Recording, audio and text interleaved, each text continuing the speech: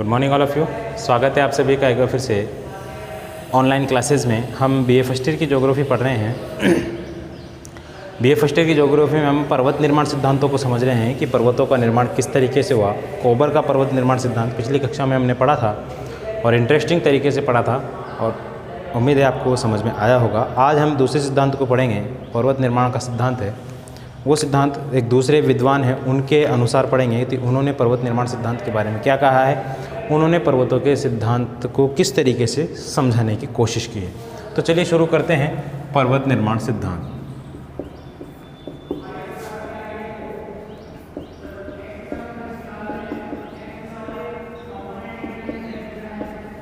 पर्वत निर्माण सिद्धांत, ठीक है। आज हम जो पर्वत निर्माण सिद्धांत पढ़ने जा रहे हैं वो पढ़ने जा रहे हैं आर्थर होम्स के अनुसार।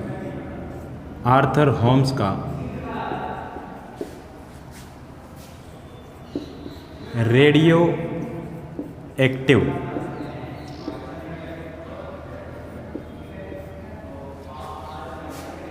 आधारित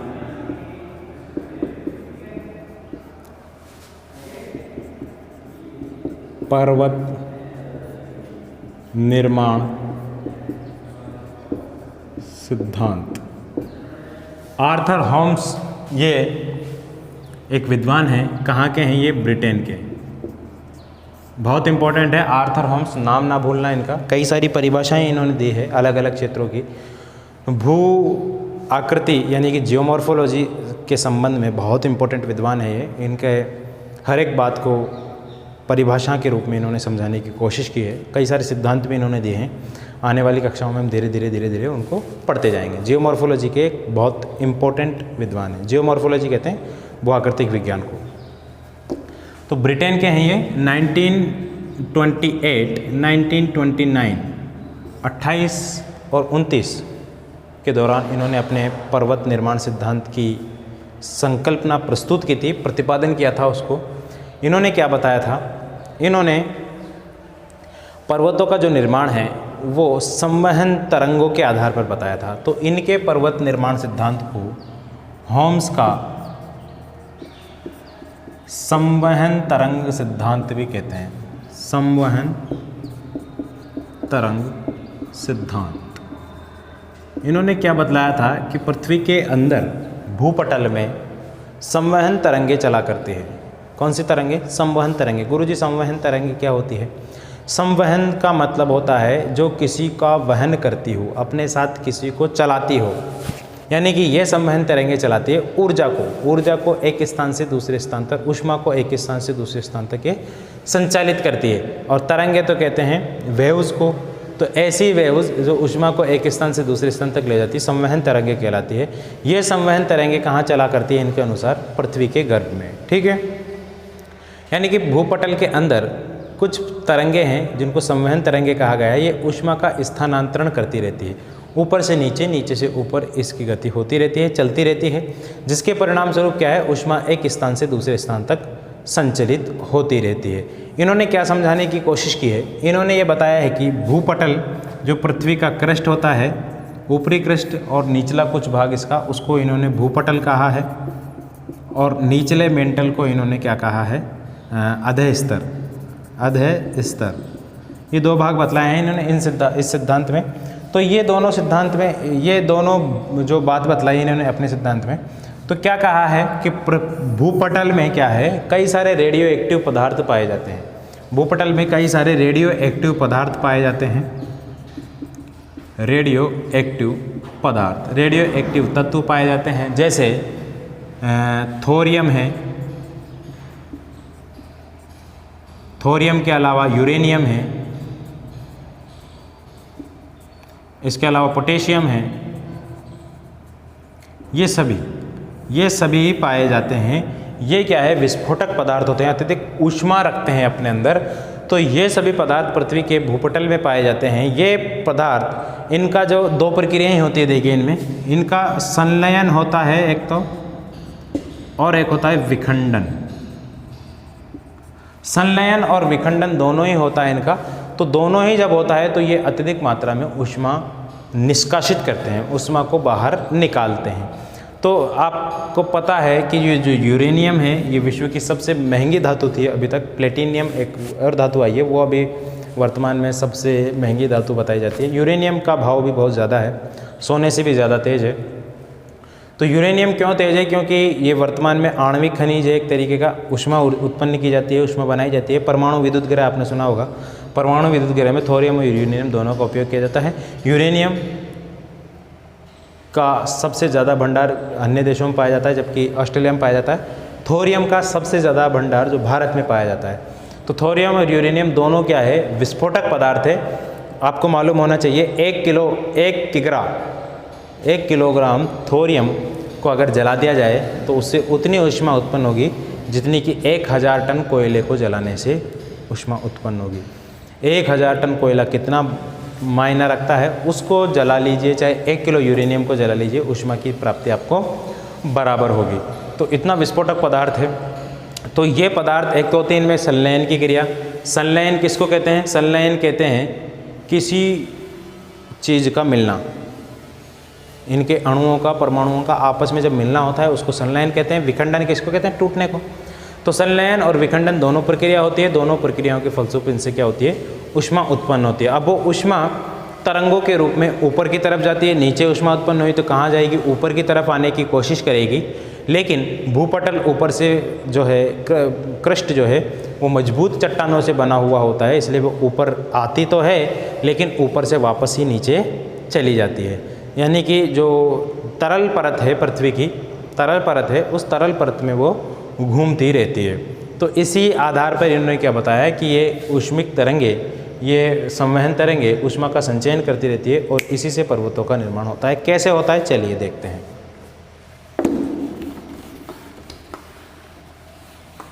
समझने की कोशिश करना इम्पोर्टेंट है। होम्स का संवहन तरंग सिद्धांत पर्वत निर्माण से संबंध में, ठीक है, आर्थर होम्स। ठीक है, अब देखिए इन्होंने क्या समझाने की कोशिश की है कि पर्वतों का जो निर्माण है वो 3 अवस्थाओं में होता है इनके अनुसार। रेडियो एक्टिव सिद्धांत, संवहन तरंग सिद्धांत के अनुसार पर्वतों का निर्माण 3 अवस्थाओं में होता है।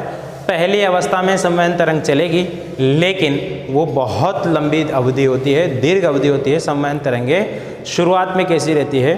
गर्म रहती है, फिर ऊपर जाती जाती धीरे धीरे ठंडी होती है, ठंडी होने के बाद नीचे आती है तो वापस गर्मी ले लेती है। देखिए संवहन तरंग के इनके अनुसार ये पर्वत निर्माण की पहली अवस्था है। पृथ्वी के अंदर की झांकी है ये, पर्वत निर्माण की पहली अवस्था है। तो देखिए इस अवस्था में क्या होता है? ये पृथ्वी का भूगर्भ है, इसमें यहाँ से अंदर से, इससे पहले एक बात और समझने की कोशिश कीजिएगा आप। संवहन तरंगे, जब 2 संवहन तरंगे आपस में एक जगह मिलती है, ये बात भी आपको मैं अभी थ्योरी भी बता दूंगा आपको इसी वीडियो के माध्यम से, जैसा कि हम पिछले कुछ वीडियो में कर रहे हैं। कुछ बच्चे कह रहे थे सर थ्योरी हमारी नहीं हो पा रही है, आपके लेक्चर से हम थ्योरी नहीं पढ़ पा रहे हैं, तो मैं थ्योरी भी आपको साथ के साथ लिखाने की कोशिश कर रहा हूँ और थ्योरी में भी आपको समझाने की कोशिश कर रहा हूँ। तो यहाँ पे मैं आपको क्लियरिटी के रूप में समझाने की कोशिश कर रहा हूँ और थ्योरी में भी आपको मैं थ्योरी भी आप लिख लोगे इसके साथ साथ और आप समझ भी जाओगे। तो इससे पहले 2 चीज़ें याद रखना। संवहन तरंगे, 2 संवहन तरंगे जब विपरीत दिशाओं से आकर के एक दिशा में मिलती है तो क्या होता है? इनका अभिसरण। क्या होता है? अभिसरण। अभिसरण के फलस्वरूप क्या होता है? भूसन्नतियों का निर्माण होता है। किसका? भूसन्नति का निर्माण होता है। जब 2 तरंगे, जो 2 संवहन तरंगे आपस में एक दूसरे की विपरीत दिशा से आएगी और विपरीत दिशा से आकर के एक दूसरे से टकराएगी, तो एक दूसरे से टकरा तो नहीं पाएगी, वो एक दूसरे से टकरा करके अंदर की तरफ चली जाएगी। ठीक है, तो इस कारण क्या होगा? इस कारण भूसन्नति का निर्माण होगा, यानी कि जो बीच का भाग है, ये दोनों इधर से आ रही है, बीच का भाग है वो नीचे की तरफ बैठ जाएगा, क्योंकि ऊपर तो जा नहीं सकती। ऊपर क्या है? मजबूत चट्टानें हैं, इसलिए ऊपर नहीं जाने की वजह से नीचे चली जाती है, तो बीच का भाग जो है बैठ जाता है, भूसन्नति का निर्माण हो जाता है, भू अभिनति जिसको बोलते हैं। ठीक है, भूसन्नति का निर्माण होता है तो किसका निर्माण होगा? पर्वतों का। पिछले लेक्चर में हमने पढ़ा था, भूसन्नति का निर्माण होगा तो दोनों किनारे पास में आएंगे और बीच का भाग उठ जाएगा। भूसन्नति के कारण किसका निर्माण होगा? पर्वतों का। इसके विपरीत एक कंडीशन ये होती है, जब संवहन तरंगे एक दूसरे के विपरीत दिशा में चलती है इस तरीके से। एक दूसरे के विपरीत दिशा में चलने के कारण क्या होगा, एक दूसरे के विपरीत दिशा में चलने के कारण ये होगा गुरुजी के बीच की जो भाग है, ये मान लीजिए कोई स्थलखंड है, इसके नीचे ही संवहन तरंगे इस तरीके से चल रही है, इस तरीके से ही संवहन तरंगे चल रही है।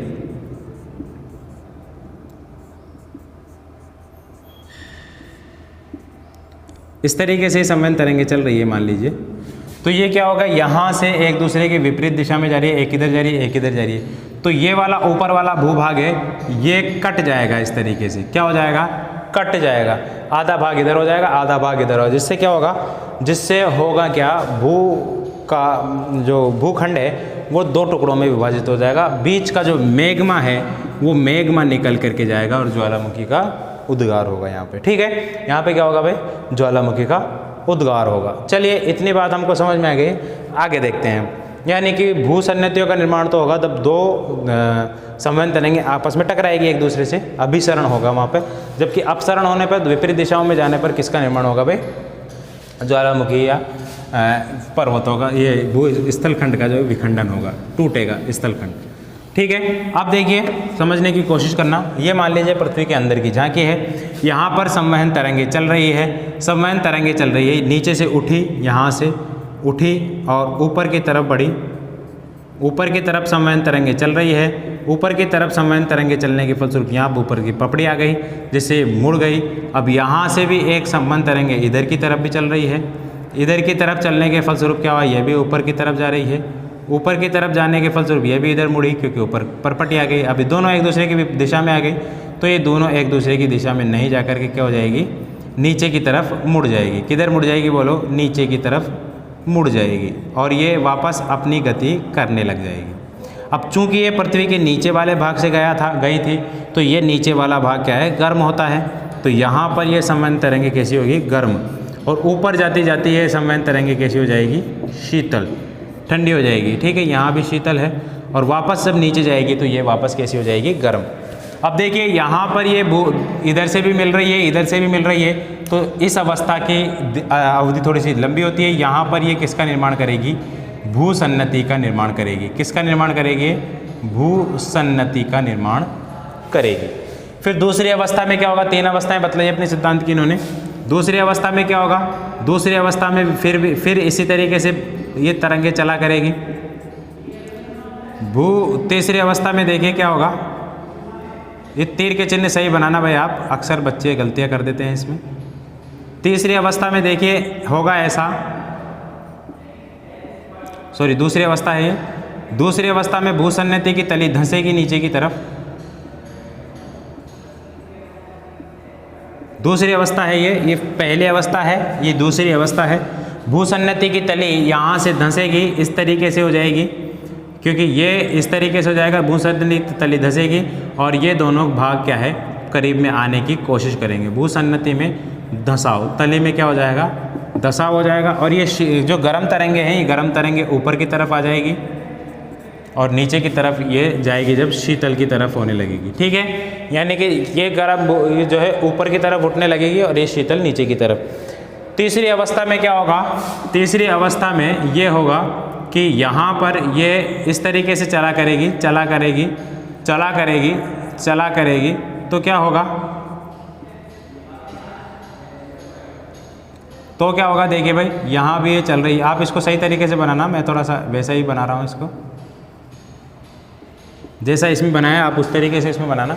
तो देखिए यहाँ पर ये संवहन तरंगे इस तरीके से चला करेगी, तो क्या होगा, ये भूभाग, बीच वाला जो भूभाग है बहुत ज़्यादा उठ जाएगा और यहाँ पर पर्वत का निर्माण हो जाएगा। इस तरीके से यहाँ पे किसका निर्माण होने लगेगा, पर्वतों का। ये भूभाग नीचे उठने की वजह से दोनों भूभाग किनारे से पास में टकराएंगे, टकराने की वजह से बीच का भाग ऊपर उठ जाएगा और ये तरंगे क्या है, शीतल हो जाएगी। कैसी हो जाएगी, शीतल। ऊपर उड़ती उड़ती है, गर्मी इसके निकल जाएगी पूरी और ये क्या है, ठंडी हो जाएगी और ठंडी होने के बाद पर्वत निर्माण का चक्र पूरा हो जाएगा। बोलो बात आपके समझ में आ गई होगी।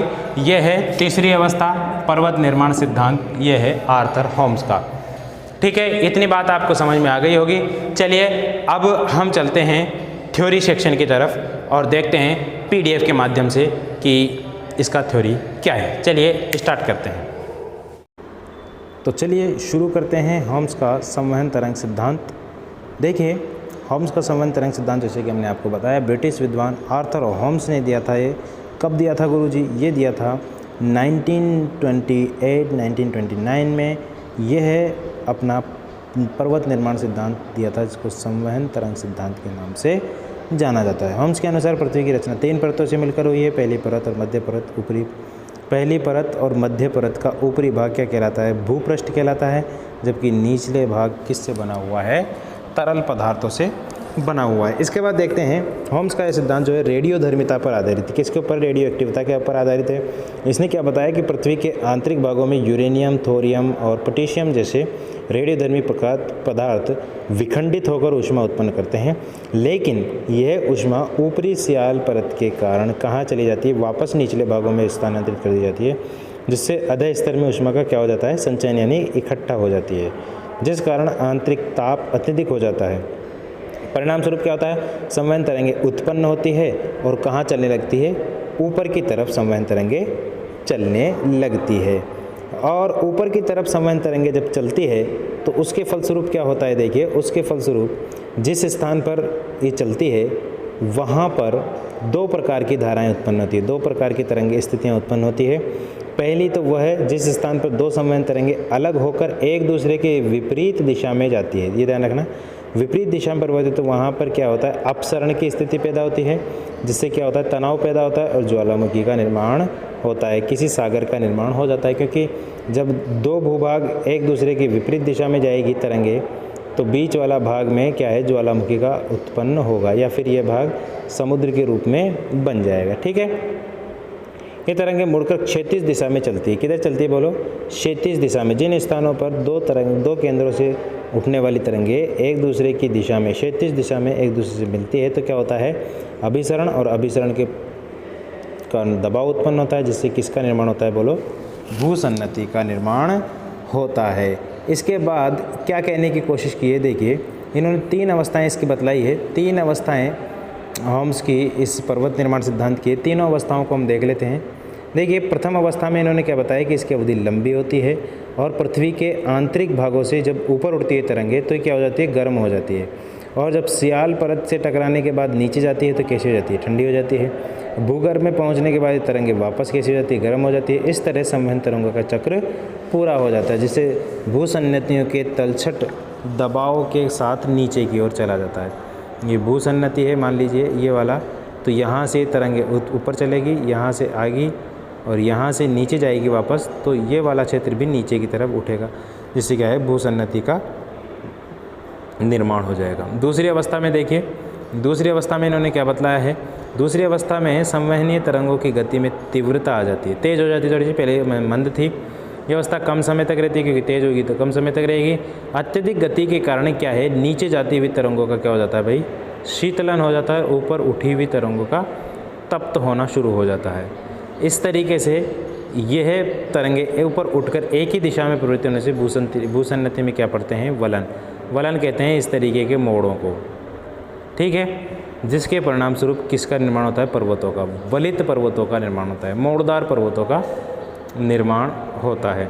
इसके बाद तीसरी अवस्था देखिए, तीसरी अवस्था में क्या होता है? इस अवस्था में संवहन धाराओं का वेग क्रमशः कम होने लग जाता है। धीरे धीरे संवहन धाराएँ मंदी पड़ने लग जाती है और नीचे आती हुई जो तरंग हैं वो गर्म पदार्थों के साथ आती है, तो नीचे ठंडे पदार्थ होने लगते हैं, जिस वजह से ऊपर उठती उठती तरंगें धीरे धीरे सभी क्या हो जाती है? ठंडी हो जाती है। इस तरीके से संवहन तरंगों का ये जो चक्र है ये क्या हो जाता है? पूरा हो जाता है। इसको चित्र के माध्यम से हम समझेंगे। चित्र देखिए इसका, संवहन तरंगे की ये प्रथम अवस्था है। प्रथम अवस्था में क्या हुआ? ये तरंगे, आप इसमें जो गौर से देखने वाली चीज़ है वो क्या है? देखिए, गौर से देखने वाली चीज़ इसमें यह है, इन तरंगों का जो दिशा है वह इम्पोर्टेंट है। अक्सर आप लोग इसी में गलती करते हैं। दिशा देखिए इसकी, पहले यहाँ से ऊपर, यहाँ भी ऊपर, फिर यहाँ से क्या होगा भाई? इधर की तरफ चलेगी, फिर नीचे की तरफ और फिर नीचे की तरफ। इसी तरीके से यहाँ से ऊपर उठ रही है, यहाँ से ऊपर उठ रही है और यहाँ से वापस नीचे की तरफ। यानी कि यहाँ इनका अभिसरण हो रहा है। बीच में अभिसरण होने से यहाँ पे क्या है? ये भूसन्नति का निर्माण हो जाएगा। ये पहली अवस्था है इसकी।